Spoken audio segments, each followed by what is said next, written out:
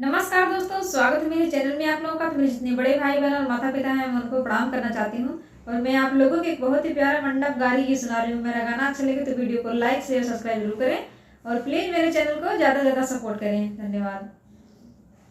दुल्हे गारी ना सुनो हम सवाल पूछिला, दुल्हे गारी ना सुनो हम सवाल पूछिला, दुल्हे गारी ना सुनो तोहरी मम्मी कुंवारी अपन पापा देला, दुल्हे गारी ना सुनो हम सवाल पूछिला, दुल्हे गारी ना सुनो हम सवाल पूछिला, दुल्हे गारी ना सुनो तोहरी दीदी कुंवारी अपन भैया देला, दुल्हे गारी ना सुनो हम सवाल पूछिला, दुल्हे गारी ना सुनो हम सवाल पूछिला,